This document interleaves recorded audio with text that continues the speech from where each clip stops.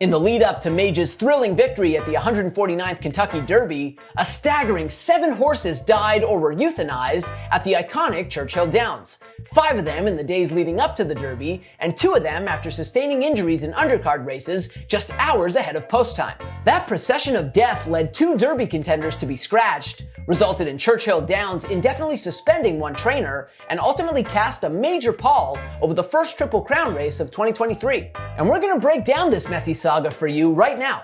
Sit back, relax, and take this in.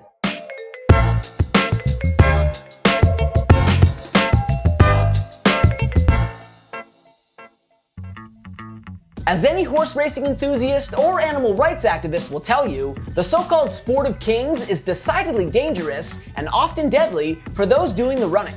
It's not uncommon for horses to sustain injuries while racing that are serious enough to necessitate euthanization right there on the track. And it doesn't help that horse racing in the US has long been marred by rampant doping, further endangering the health of the horses. Ultimately, according to the Jockey Club's equine injury database, there were roughly 1.25 fatal injuries per 1,000 starts at American racetracks in 2022. And that number reflects years of improvement from a safety standpoint too. Back in 2009, the rate of fatal injuries was 46% higher. And as recently as a few years ago, the future of horse racing itself was seemingly imperiled after one catastrophic season at California's Santa Anita racetrack forced the sport's inherently dangerous, and some would argue cruel nature into the national spotlight.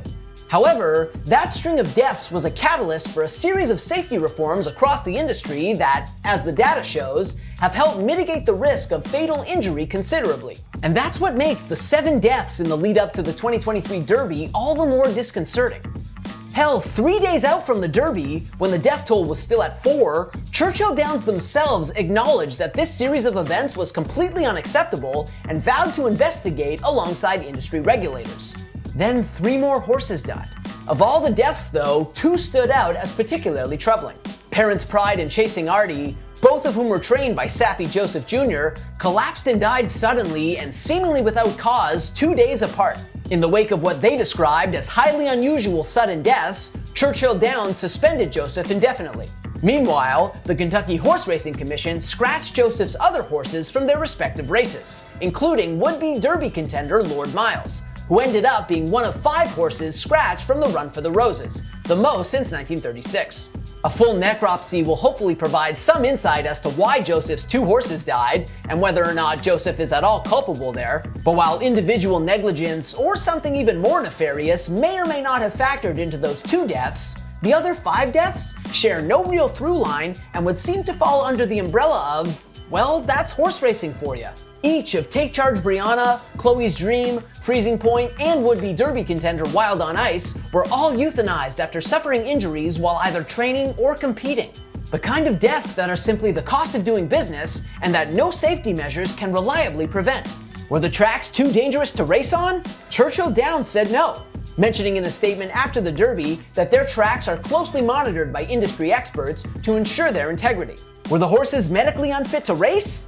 The Horse Racing Integrity and Safety Authority said no, stressing in a statement of their own that regulatory veterinarians inspect every horse before it competes, and that those vets did scratch plenty of horses that they had concerns about, including one-time Derby favorite Forte, who was ruled out with a bruised foot on the morning of the race.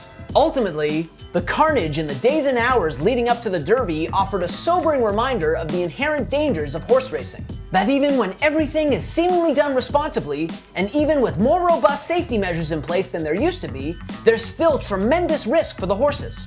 As one of Forte's co-owners put it, the reality is, unfortunately, this is going to happen once in a while. And because this string of deaths happened during the sport's most visible time of the year, ahead of its signature event, it's already reignited the long-standing debate over the humanity and the future of horse racing. But what say you? Is horse racing destined to die? Or will the sport of kings live on amid intensifying opposition? Let us know in the comments, and don't forget to smash that subscribe button. As always, we appreciate you. We'll see you next time.